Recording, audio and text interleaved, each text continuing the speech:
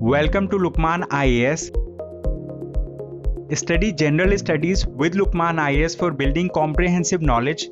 GS paper 2 and 4 will be taken by S. Ansari and other papers will be covered by renowned faculties. Live classes are as effective as offline classes. The classes are highly interactive in nature. Your doubts and queries will be addressed and there will be dictation of notes. In the last 10 years, Lukman IAS has set up a niche in the field of UPSC guidance. Hello everyone, मेरा नाम मलिका नैन है। 2021 की UPPSC की परीक्षा में मैंने 10वां स्थान प्राप्त किया है। ये मेरा दूसरा प्रयास था और पहला इंटरव्यू और पहला मेंस था। अपने एजुकेशनल बैकग्राउंड की बात करूँ तो मैंने शुरू से ही पढ़ाई कॉमर्स स्ट्रीम में करी है। 11 से ही कॉमर्स मेरा स्ट्रीम था। उसके बाद मैंने ग्रेजुएशन की बीकॉम में, उसके बाद फिर मैंने मास्टर्स किया इकोनॉमिक्स से। आज दिल्ली नॉलेज ट्रैक के थ्रू, इस वीडियो के थ्रू मैं आप सब लोगों से अपनी स्ट्रैटेजी शेयर करना चाहूँगी। प्रशासनिक सेवा में आना मेरा शुरू से इतना बड़ा लक्ष्य नहीं था, पर मैं शुरू से चाहती ज़रूर थी कि मैं लोगों के लिए कुछ कर सकूं, सोसाइटी में अपना योगदान दे सकूं। पर धीरे धीरे मेरा इंटरेस्ट इस तरफ डेवलप हुआ और 2019 से मैंने एडमिनिस्ट्रेटिव सर्विस की तैयारी करनी शुरू करी। मैं दोनों ही तरह की तैयारी कर रही थी, यूपीएससी और यूपीपीसीएस दोनों की मैं तैयारी कर रही थी और अल्टीमेटली 2021 में मेरा यूपीपीसीएस में चयन हुआ। अब मैं आप लोगों के साथ अपनी स्ट्रैटेजी शेयर करना चाहूँगी। पीसीएस की परीक्षा में 3 तरह की स्टेजेस होती हैं। पहली होती है प्रीलिम्स, दूसरी होती है मेंस और थर्ड होता है इंटरव्यू। अब मैं आप सबके साथ तीनों स्टेजेस को इंडिपेंडेंटली कवर करने की कोशिश करूँगी। पहली स्टेज प्रीलिम्स में 2 पेपर होते हैं, GS paper 1 and GS paper 2। GS paper 1 के लिए मैंने जो प्रिपरेशन करी थी वो करी थी, स्टैटिक बुक्स को मैंने बहुत अच्छे से कवर किया था। स्टैटिक्स बुक में जैसे कि हिस्ट्री के लिए स्पेक्ट्रम, पॉलिटी के लिए लक्ष्मीकांत, इन्वायरमेंट के लिए शंकर आईएएस की बुक और इकोनॉमिक्स के लिए श्री राम की बुक मैंने कवर करी थी। इससे आपका जो बेसिक पोर्शन है वो अच्छे से कवर हो जाता है। उसके अलावा जैसे कि हम देखते हैं कि आजकल एग्ज़ाम्स में मिडिवल हिस्ट्री और एंशिएंट हिस्ट्री भी बहुत ज़्यादा क्वेश्चंस पूछे जाते हैं प्रीलिम्स में, तो उनके लिए मैंने 11th की एनसीईआरटी, ओल्ड एनसीईआरटीज़ रेफ़र करी थी। वैसे तो अगर आपके पास न्यू एनसीईआरटीज़ हैं तो आप उन्हें भी रेफ़र कर सकते हैं, पर मुझे फ़ील हुआ कि ओल्ड एनसीईआरटीज़ में जो इन्फॉर्मेशन है वो ज़्यादा कंक्रीट है और क्योंकि यूपीपीसीएस में काफ़ी फैक्चुअल क्वेश्चंस भी आते हैं तो वो वहाँ से आपके इजीली कवर हो सकते हैं। उसके अलावा ज्योग्राफी के लिए मैंने 11th और 12th की एनसीईआरटीज़ कवर किया था एंड स्पेशली आज के टाइम में जैसे ज्योग्राफी से रिलेटेड जो मैपिंग क्वेश्चंस हैं वो ज़्यादा आ रहे हैं, तो उन मैपिंग क्वेश्चंस को कवर करना बहुत इंपॉर्टेंट है। तो आप उनके लिए अपने आप को करंट अफेयर से अलाइन कीजिए। जो इन्फॉर्मेशन ज्योग्राफी से रिलेटेड न्यूज़ में है, कोई प्लेसेस हो, कोई रिवर हो, कोई सडन इवेंट हो ज्योग्राफी से रिलेटेड, आप उनको इंक्लूड कीजिए, उनको मैपिंग कीजिए कि वो कहाँ पे हैं और आपका वो पोर्शन वहाँ से ईजीली कवर हो सकता है। दूसरा जो मैंने किया पीसीएस के लिए वो थे प्रीवियस ईयर क्वेश्चन पेपर्स। वो हाईली इंपॉर्टेंट है और मैं उन्हें हाईली रिकमेंड करूँगी कि आप उनको ज़रूर देखें। स्पेशली आप हिस्ट्री का, ज्योग्राफी के लिए और साइंस के लिए ज़रूर देखें, क्योंकि साइंस का भी एक सफिशेंट पोर्शन एग्ज़ाम में आता है। तो अगर आप प्रीवियस ईयर क्वेश्चन पेपर्स करेंगे तो वहाँ से आपका सफिशेंटली क्लियर हो जाएगा और आपको कुछ रेफ़र करने की एक्स्ट्रा ज़रूरत नहीं पड़ेगी, क्योंकि मुझे लगा था कि मेरे लिए वो भी उतना सफिशेंट है। उसके अलावा जो जीएस पेपर 2 की बात अगर हम करते हैं तो जीएस पेपर 2 में आपका आता है सीसैट। सीसैट के लिए मैंने रेफ़र किया था प्रीवियस ईयर के क्वेश्चन पेपर्स। सीसैट का जो अगर हम उसको ब्रेकअप करें तो उसमें आपका इंग्लिश आएगा, हिंदी होती है, रीजनिंग और न्यूमरेसी होती है। तो उनके लिए अगर आप सिर्फ बेसिक ईयर के, पास्ट ईयर के क्वेश्चन पेपर्स सॉल्व कर लेंगे पिछले आई गेस 5-6 साल के, तो वो मोर देन सफिशेंट होंगे और उन्हीं से ही आप अपना कवर कर पाएंगे। दूसरी एक इम्पॉर्टेंट चीज़ है जो मैं बताना भूल गई थी, वो थी जीएस पेपर 1 में करंट अफेयर्स। करंट अफेयर्स के क्वेश्चन अराउंड 30 आते हैं जो मेक और ब्रेक वाली सिचुएशन आपके लिए क्रिएट कर सकते हैं। उस सिचुएशन में आप कोई भी मंथली कंपाइलेशन किसी भी कोचिंग इंस्टीट्यूट की जो आपके पास अवेलेबल हो, जो आप आसानी से समझ सकते हो, आप उसको फॉलो कीजिए कोई भी मंथली आप जो आपके पास हो उसको आप फॉलो कीजिए। वैसे न्यूज़पेपर का कोई सब्स्टिट्यूट तो है नहीं, because I have tried to follow newspaper as much as possible every day, but फिर भी आई विल से दैट मैं उतना कंसिस्टेंट नहीं थी न्यूज़पेपर फॉलो करने में। ब्रेकअप्स रहते थे, जैसे कॉन्स्टेंटली 15 डेज़ फॉलो करा, फिर आपका 2-3 डेज़ का गैप आ गया। बट आई थिंक अगर आप न्यूज़पेपर फॉलो करेंगे रिलीजियसली तो वो आपको प्रीलिम्स में तो हेल्प करेगा ही, आपको अप टू डेट रखेगा न्यूज़ के साथ, और साथ में आपको मेंस में भी फर्दर आगे जाके हेल्प ज़रूर करेगा। बट अगर इन केस आपको लगता है कि नहीं आप कर पा रहे हैं तो आप मंथली भी आपके लिए सफिशेंट है, आप उसको फॉलो कर सकते हैं। और दूसरा, आपका फैक्चुअल क्वेश्चंस जो उत्तर प्रदेश के अंदर आते हैं पीसीएस में, उसमें आप क्या करें, जो मंथली ईयरली कंपाइलेशन आती है घटना चक्र की, आई थिंक वो एग्ज़ाम से कुछ एक हफ़्ता पहले या 10 डेज़ प्रायर आती है, आप उसको फॉलो कर लीजिए। And I think factual information के लिए वो बहुत सफिशेंट होगी, आपको करंट अफेयर्स में इन चीज़ों से प्रॉब्लम नहीं हो पाएगी। दूसरा जो इशू मैं देखती हूँ आजकल स्टूडेंट्स के साथ जो प्रॉब्लम आती है, पर्टिकुलरली प्रीलिम्स को लेके, because I believe that prelims right now have become the most toughest stage to clear. ज़्यादातर बच्चे प्रीलिम्स में ही क्लियर नहीं कर पाते हैं। उसका one of the reason I guess ये भी है कि हाउ टू अटेम्प्ट पेपर।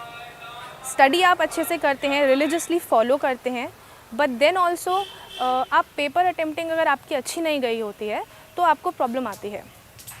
उसके लिए ज़रूरी है आप सफिशेंट नंबर ऑफ़ और adequate number of mock test ज़रूर दें एग्ज़ाम से पहले, और आप वो उसी माहौल में उसी तरह से प्रिपेयर करके दें जिस तरीके से आप एक्चुअल में देंगे, क्योंकि आपको वहाँ पता चल पाएगा कि आप क्या गलतियाँ कर रहे हैं, क्या मिस्टेक्स हो रहे हैं, और आप अपने आप को बेटर तरीके से गॉज कर पाएंगे। आप बिल्कुल भी उसको ईजी ना लें, उनको बिल्कुल उसी तरीके से दें, अपना माइंडसेट बिल्कुल उसी तरीके से प्रिपेयर करके दें, वो आपको ज़्यादा हेल्प करेगा आपकी गलतियों को एक्सेस करने में। मॉक टेस्ट दिए, इसलिए आप जितना आपके पास एडुकेट हो, जितना आपको लगता हो, आप कंफर्टेबल जब तक एग्ज़ाम के माहौल में हो जाएं, आप अपने आप को अच्छी तरीके से गॉज कर सकें, तब तक आप अपने जितने भी एडिक्वेट नंबर के मॉक्स हैं वो ज़रूर दे के जाइएगा। वो आपको एग्ज़ाम माहौल से परिचित करवाएंगे और आपको अल्टीमेटली मदद भी करेंगे। May be questions directly put up या फ्रेम ना हो, बट इनडायरेक्टली उनके जो स्टेटमेंट्स हैं वो कहीं ना कहीं आपका हेल्प करेंगे, आपका एनालिसिस लेवल को और इन्हांस करेंगे। तो इस तरीके से आप अपने प्रीलिम्स को आसानी से कवर कर पाएंगे। आपका प्रीलिम्स हो जाएगा इन चीज़ों के, अगर आप बेसिक चीज़ों को करेंगे, और आप बिल्कुल भी अपने स्टैटिक पोर्शन के साथ कोई भी कॉम्प्रोमाइज़ मत करिएगा, क्योंकि स्टैटिक ही पोर्शन है which will help you to sail through in prelims. आपका जो बेसिक पोर्शन है जैसे पॉलिटी और हिस्ट्री, आपको बहुत ज़रूरी है कि आप इन बेसिक क्वेश्चंस को अच्छा आसानी से उनको क्लियर थ्रू करें। उन बेसिक क्वेश्चंस को सही करना बहुत ज़रूरी है। अगर पेपर में आप अपना बेसिक जो आपको आते हैं, जो आपको क्वेश्चंस आसानी से आते हैं, अगर आप उनको भी गलत करेंगे, प्रॉब्लम आपको तब वहाँ होगी। अगर आप अपने आते हुए क्वेश्चंस को गलत नहीं करेंगे तो आपके लिए पेपर क्लियर करना काफ़ी ज़्यादा पॉसिबल चांसेस हो जाएंगे। अब हम आते हैं दूसरी स्टेज के ऊपर, जो कि है मेंस की स्टेज। मेंस में 8 पेपर होते हैं टोटल, 4 जीएस के पेपर, 2 ऑप्शनल के पेपर और 1 हिंदी और 1 एसए का पेपर। मैं आपके साथ हर इंडिविजुअल पेपर की स्ट्रैटेजी शेयर करूंगी। पहले हम बात करेंगे हिंदी का पेपर की। हिंदी का जो पेपर था मेरे लिए वो उतना ही इम्पॉर्टेंट पेपर था जितना कि बाकी जीएस के पेपर थे, क्योंकि मेरा हिंदी का कोई ऐसा बैकग्राउंड नहीं रहा है। हिंदी मैंने अप टिल 12th ज़रूर पढ़ी है, पर उसके बाद काफ़ी साल तक कोई कनेक्ट नहीं था, तो मुझे उसको वापस रिवाइव करना था उस स्टडी को। तो उसके लिए मैंने क्या किया कि मैंने जो प्रीवियस ईयर के क्वेश्चन पेपर्स थे हिंदी के, उनको रिलीजियसली देखा। उनके एक एक जो ग्रामर का पोर्शन था स्पेसिफिकली, जैसे कि विलोम, अनेक शब्दों के लिए एक शब्द, लोकोक्तियाँ, उन सबको ध्यान से पढ़ा और उनके नोट्स भी बनाए, ताकि आगे जाके मुझे आसानी हो उन चीज़ को एक जगह कंसंट्रेट करके पढ़ाई करने में। दूसरा है एसे। एसे के पेपर के लिए मैंने जो प्रीवियस ईयर के क्वेश्चन पेपर्स थे, उनसे जो रिपीटेड नंबर ऑफ़ जो टॉपिक्स थे उनको एक जगह जॉट डाउन किया। साथ में उसके अलावा जो प्रोबेबल क्वेश्चंस बन सकते हैं उस साल के करंट अफेयर्स के ऊपर, जैसे कि कोविड था या कोई स्कीम है जिसको 5 साल पूरे हुए हों, या कोई इंपॉर्टेंट करंट इवेंट हुआ हो उस टाइम पे, उस सब को मैंने जॉट डाउन करके उनके ऊपर 2 पेजेस के, और ज़्यादा ऐसे उससे भी छोटे 1 पेज के मैंने उनका बनाया, जिसमें मैंने उसमें इंट्रोडक्शन, उसका बॉडी का पार्ट, कुछ कंक्लूजन जो मैं लिखूँगी, उसमें मेरे इंपॉर्टेंट की नोट्स, कोड थिंकर्स जो हैं उनको कोट किया। उस तरीके से मैंने अपना जीएस का पेपर एसए का पेपर कवर कर लिया था। अब हम बात करेंगे जीएस के पेपर्स की। तो GS 1 के पेपर में काफ़ी ज़्यादा ब्रेकअप है सब्जेक्ट्स का, जैसे कि हिस्ट्री आती है, कल्चर है, वर्ल्ड हिस्ट्री है, ज्योग्राफी आती है और सोसाइटी आती है। तो आई गेस मेंस के लिए पर्टिकुलरली जो बहुत ज़रूरी है वो है आप प्रीवियस ईयर के क्वेश्चन पेपर्स ज़रूर देखें, क्योंकि मैं UPSC की भी तैयारी कर रही थी और साथ साथ UPPCS की तैयारी भी कर रही थी। तो मैंने दोनों ही एग्ज़ाम्स के जो प्रीवियस ईयर के पेपर्स थे उनको अपना बेस बनाया हर में GS के पेपर के लिए। तो GS पेपर जो 1 था उसमें मैंने देखा कि कुछ पर्टिकुलर पोर्शंस हैं जो एक तरीके से रिपीटेड बहुत ज़्यादा क्वेश्चंस होते हैं, या फिर जो थोड़े लो हैंगिंग फ्रूट्स हैं, जैसे कि सोसाइटी। उसमें इंपॉर्टेंट टॉपिक्स जैसे यूनिटी इन डाइवर्सिटी है, सेक्युलरिज्म है, पॉपुलेशन या अर्बनाइजेशन, उनको आप स्पेशल फोकस करिए, क्योंकि उनसे आपको काफ़ी क्वेश्चंस मिलेंगे। वर्ल्ड हिस्ट्री और बाकी टॉपिक्स में भी मैंने सिलेबस को रेफ़र किया था। हाँ, मैं एक बात और बताना चाहूँगी कि सिलेबस जो है वो एक तरह से बाइबल है इस एग्ज़ाम के लिए, क्योंकि जो भी टॉपिक्स सिलेबस में लिखे हैं, जैसे कि पेपर 1 के लिए पर्टिकुलरली बताऊं तो आपका जो यूपी से रिलेटेड भी जो इन्फॉर्मेशन है, जैसे कि सॉइल्स, वहाँ का इरिगेशन, यूनिटी इन डाइवर्सिटी का पोर्शन, और वर्ल्ड हिस्ट्री की अगर मैं बात करूं तो इन सब का, जैसे वर्ल्ड हिस्ट्री में है कोल्ड वॉर का, इंडस्ट्रियल रेवोल्यूशन, फ्रेंच रेवोल्यूशन, इन सब को आप जो इम्पॉर्टेंट कीवर्ड्स और जो लाइंस दी गई हैं सिलेबस में, उन सब के ऊपर नोट्स आप अपने बना के रखें। मैंने भी यही किया था, मैंने उन सब टॉपिक्स के ऊपर अपने नोट्स बना लिए थे। फॉर एग्जांपल, जैसे अगर इंडस्ट्रियल रिवोल्यूशन का पार्ट था वर्ल्ड हिस्ट्री में, तो मैंने उसमें इंडस्ट्रियल रिवोल्यूशन की शुरुआत, इंट्रोडक्शन तैयार किया, कौन से कॉजेज़ थे उनको लिखा, उसके एडवांटेजेस या फिर उससे क्या क्या चीज़ें निकली, उसका फीचर्स क्या थे, उनके रिज़ल्ट क्या था, और अल्टीमेटली ये भी बताने की कोशिश करी कि उसका इफ़ेक्ट इंडिया के ऊपर क्या आया था, क्योंकि उस टाइम ब्रिटिशर्स थे। तो ये सब चीज़ें मैंने मेंशन अपने आंसर में करी, एक होलसम और कॉम्प्रिहेंसिव लेवल पे आंसर्स को प्रिपेयर किया और फिर उनको रिवाइज़ करने की कोशिश करी। ऐसा ही मैंने ज्योग्राफी के लिए किया। जो इम्पॉर्टेंट टॉपिक्स थे उस साल के, उनको मैंने जॉट डाउन किए, और जो सिलेबस के अंदर पोर्शन था उन्हें लिखा, उनके ऊपर नोट्स बनाए और उनको रेगुलरली रिवाइज करती रही।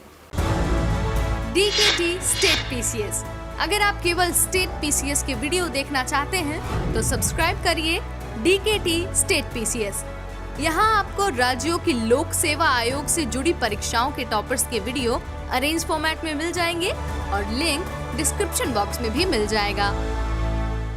तो ज्योग्राफी के लिए भी मैंने जो नोट्स थे, जो सिलेबस में अवेलेबल था इन्फॉर्मेशन, उसको मैंने जॉट डाउन किया, उनको अच्छे से प्रिपेयर किया और उन्हीं को रेगुलरली मैं रिवाइज़ करती गई। साथ साथ मैंने जो कंपाइलेशंस आती हैं कोचिंग इंस्टीट्यूट की, उसमें जो इम्पॉर्टेंट टॉपिक्स गिवन थे रिलेटेड टू ज्योग्राफी, उस टाइम जो कोई इंपॉर्टेंट इवेंट्स हुए होंगे, उनको भी अपने न्यूज़ से अलाइन, अपने नोट्स से मैं अलाइन करती चली गई। इस तरीके से मेरा GS पेपर 1 हो गया था।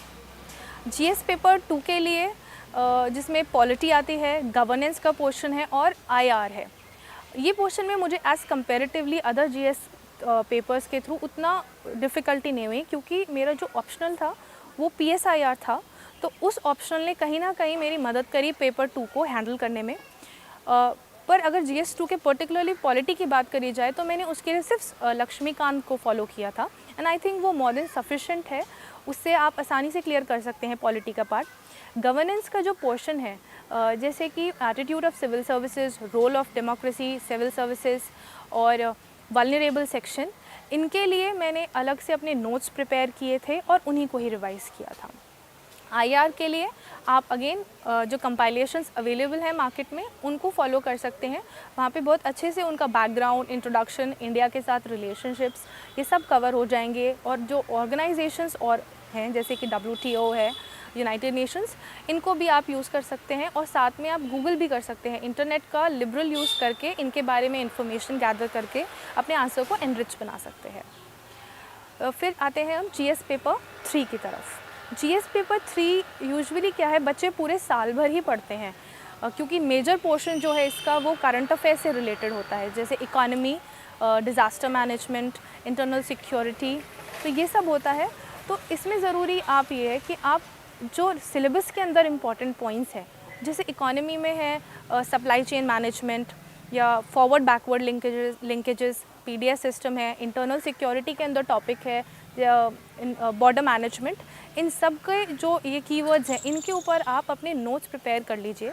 मैंने भी वही किया था, अपने नोट्स प्रिपेयर किए थे और उन्हीं को रिवाइज़ किया था। साथ साथ जो करंट अफेयर में जो इन्फॉर्मेशन चल रही थी उनको रेगुलरली इसमें मैं अपने नोट्स में ही ऐड करती रहती थी और उससे अपने आंसर्स को इनरिच कर लेती थी।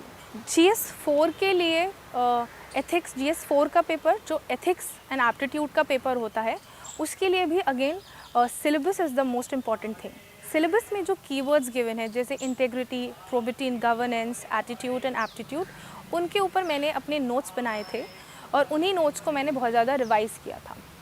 In fact, one of my friend has also helped me in ethics portion, जिनके नोट्स काफ़ी सिंपल और काफ़ी कॉन्क्रीट थे और बहुत छोटे नोट्स थे एथिक्स के, जिनको मैंने यूज़ किया था अपने आंसर्स में टू गेट मोर इन्फॉर्मेशन। दूसरा, एथिक्स के आंसर में ज़रूरी ये है कि आप जो भी लिखते हैं you should validate your answer with appropriate examples in the news. जैसे कि आप अगर एप्टीट्यूड का एग्जाम्पल लिखते हैं तो आपके आसपास हो रहे इवेंट्स जिसमें आप दिखा सकें कि कहाँ आपने एग्जाम्पल ऑफ एप्टीट्यूड देखा, कहाँ आपने एग्जाम्पल ऑफ इंटेग्रिटी या प्रोबिटी देखा, आपको अगर अपने आंसर्स में उन्हें इंक्लूड करेंगे तो आपको ज़्यादा अच्छे मार्क्स फेच हो सकते हैं। ओवरऑल अगर GS के सारे पेपर्स की बात की जाए तो जो इम्पॉर्टेंट चीज़ है वो है आपका सिलेबस। सिलेबस ही की रोल प्ले करेगा आपके GS के पेपर्स के लिए। उसी को फाउंडेशन बनाइए, उसमें जो इम्पॉर्टेंट टॉपिक्स गिवन है उनके ऊपर अपने नोट्स प्रिपेयर करना और उन्हीं को मल्टीपल रिवीजन देना बहुत ज़्यादा ज़रूरी हो जाता है। ये तो बात थी स्टडी से रिलेटेड, टॉपिक और रिसोर्सेज से रिलेटेड। अब बात आती है प्रैक्टिस की, जो एक की पॉइंट है आपका। बोलते हैं कि no matter how much hard you study but if you don't practise sufficient it will not be that much useful and a practice is the one that only makes a man perfect. So ज़रूरी ये है कि आप रोज़ answer writing की practice करें। Answers जितना आप answer writing की प्रैक्टिस करेंगे उतना आपके कंटेंट भी इन्हांस होगा और साथ में आपकी राइटिंग की स्पीड भी बढ़ेगी। आपको एग्ज़ाम में 3 घंटे का वक्त मिलता है जिसमें आपको 20 क्वेश्चंस अटेम्प्ट करने होते हैं। तो आपको ज़रूरी है कि आप अपना टाइम गेज करके चलें कि आप कितनी देर में क्वेश्चन अटेम्प्ट कर पा रहे हैं। जैसे 7 या 8 मिनट्स ज़रूरी होता है कि आप अपने आंसर्स उसमें टाइम फ्रेम में बना के चलें। तो वो आपको आएगा आप जब रेगुलर प्रैक्टिस करेंगे। उसके लिए ज़रूरी है या तो आप अपने घर पे भी कर सकते हैं प्रैक्टिस रेगुलरली आंसर्स की। मैंने टेस्ट सीरीज़ लगाई थी इसके लिए, जिसमें मैंने रेगुलरली मॉक टेस्ट दिए थे मेंस के भी। मैं अगर बात करूं तो मैंने एज एन घर पे कोई प्रैक्टिस आंसर की नहीं करी थी, क्योंकि मुझे ऐसा फील था कि पर्टिकुलरली 2 या 3 आंसर्स अगर मैं घर पे लिखूंगी तो मे बी क्वालिटी अच्छी आ जाए, टाइम में भी हो। बट अगर क्योंकि एग्ज़ाम का माहौल बहुत एक डिफरेंट माहौल होता है, आपके पास 20 क्वेश्चंस होते हैं और आपको हर आंसर को उसी क्वालिटी के साथ लिखना पड़ता है जैसा प्रीवियस आंसर है। तो इसलिए मैंने सारे के सारे जो दिए हैं आंसर्स वो अपने टेस्ट सीरीज़ में ही लगवाए।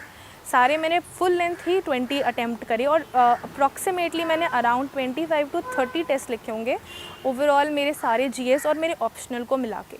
उससे ये होता था कि जो क्वेश्चन मुझे नहीं भी आते थे कई बार, या जिसमें मुझे कम इन्फॉर्मेशन थी, या फिर जो बहुत रैंडम और आउट ऑफ बॉक्स क्वेश्चन थे, उनको किस तरीके से हैंडल करना है उसकी भी प्रैक्टिस हो जाती थी और आप बेटर अलाइन कर सकते थे अपने माइंड को एग्ज़ाम के माहौल से।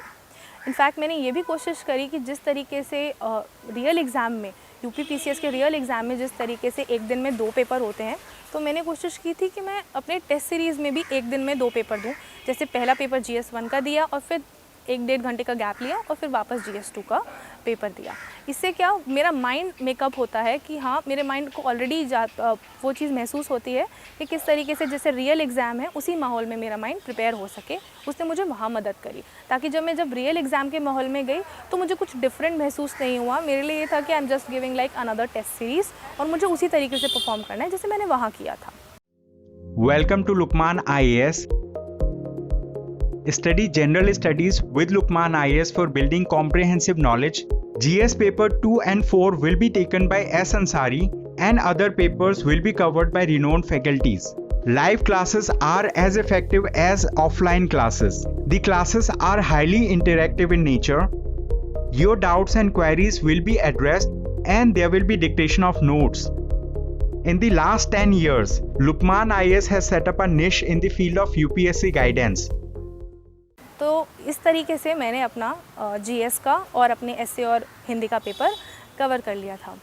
दूसरी जो एक इम्पॉर्टेंट चीज़ है जो मैं फ़ील करती हूँ कि स्टूडेंट जो फेस करते हैं वो हो जाता है कि पर्टिकुलरली वो पढ़ाई तो बहुत करते रहते हैं, बट एट द पॉइंट जब रिज़ल्ट आपके फ्रूटफुल नहीं हो पाते हैं, तब they started feeling demotivated, they started feeling a little bit isolated from others. तो उस सिचुएशन में ज़रूरी ये है कि आप अपना एटीट्यूड बनाए रखें, परसिवरेंस मेंटेन करके चलें। 3 important rules that I have followed during this preparation is, first is consistency. Consistency, I would say, is the key to this examination. अगर आप consistent हैं तो आप discipline भी हो पाएंगे। आप रोज़ पढ़ें, ये ना हो कि आप एक दिन तो 10 घंटे पढ़ें और फिर अगले दिन जाके आप कुछ पढ़े ही ना 2-3 दिन तक, उससे कुछ आपको इतना बेनिफिशियल नहीं मिल पाएगा। रादर देन आप सफिशेंट अमाउंट पढ़ें, अपना आंसर्स क्वालिटी के साथ पढ़ें, अपना आउटपुट चेक करें और रोज़ रेगुलर कंसिस्टेंट होकर पढ़ाई करते रहें। दूसरा आपके लिए ज़रूरी है सेल्फ़ कॉन्फिडेंस होना, अपने आंसर्स पे कॉन्फिडेंस होना, अपनी पढ़ाई पे कॉन्फिडेंस होना। जो शायद कई बार ऐसा हो जाता है कि हम बहुत मार्केट में, क्योंकि बहुत ज़्यादा रिसोर्सेज अवेलेबल हैं इस टाइम पे, इंटरनेट है, तो बहुत सारी चीज़ें हैं, रैंडम थिंग्स हैं जो आप स्टूडेंट्स कवर करने की कोशिश करते हैं, तो हमें उससे बचने की ज़रूरत है। हमें स्पेसिफाई करना पड़ेगा कि कौन सी सोर्सेज हैं और आप उन्हीं को मिनिमम करके मैक्सिमम रिवीजन के ऊपर आप फोकस करें तो बेटर होगा। और उसमें ज़रूरी है कि आप अपना सेल्फ़ कॉन्फिडेंस बना के रखें। आपने जो रिसोर्सेज आइडेंटिफाई करी हैं, आपने जो मेथड्स सोचे हैं अपने लिए, आप उन्हीं को फॉलो करें और उनके अपनी गट फीलिंग और इंट्यूशन पे सेल्फ़ कॉन्फिडेंस ज़रूर रखें। तीसरा होगा patience. I would say patience is again important, क्योंकि कई बार ऐसा हो सकता है कि आप अपना 100% एफर्ट्स लगाएं, आप पूरी कोशिश करें, अच्छे से पढ़ाई करें, अच्छे से पेपर भी अटेम्प्ट करके आएँ, पर फिर भी ऐसा हो सकता है कि आपको रिज़ल्ट आपके अकॉर्डिंग जैसा आपने सोचा है वैसा आपको ना मिले। उस सिचुएशन में भी ज़रूरी ये है कि आप पेशेंस मेंटेन रखें, मेंटल कंपोजर रखें और फिर से अपने आप को उस सिचुएशन में लगाएं। वो ज़्यादा ज़रूरी चीज़ है कि लगे रहना, प्रोसेस में अपने आप को इन्वॉल्व रखना, वो बहुत इम्पॉर्टेंट है और वो तभी हो पाएगा जब आप अपने आप को पेशेंस रखेंगे। उसके लिए आप चाहें तो कोई हॉबी फॉलो कर सकते हैं, जैसे योगा या मेडिटेशन, जो आपके मेंटल कंपोजर में भी हेल्प करेगी और साथ साथ आपको फ़िज़िकल भी हेल्प करेगी, आपको फ़िज़िकली तौर पे एक्टिव भी रखेगी, क्योंकि जैसे कहा जाता है healthy mind resides in a healthy body, so आप उसको भी फॉलो कर सकते हैं। तो इसी तरीके से आप नेसेसरी ये है कि आप अपना कॉन्फिडेंस मेंटेन रख के चलें, अपने ऊपर भरोसा रखें। सिचुएशंस डिफ़िकल्ट हो सकती हैं, पर अगर आप स्मार्ट वे में, स्मार्ट तरीके से पढ़ेंगे, अपने ऊपर भरोसा रखेंगे, तो आई थिंक आप भी सील थ्रू कर पाएंगे इस एग्ज़ामिनेशन को। I want to wish you all the very best for your future. Hope आप लोग भी स्मार्ट तरीके से वर्क करें, अपने ड्रीम्स को अचीव करें और जिस तरीके से आप अब मेहनत करना चाहते हैं उसको अप्रोप्रिएटली अगर आप काम उस दिशा में सही तरीके से करते रहेंगे तो ज़रूर आपको भी आपके लक्ष्य की प्राप्ति होगी। Thank you.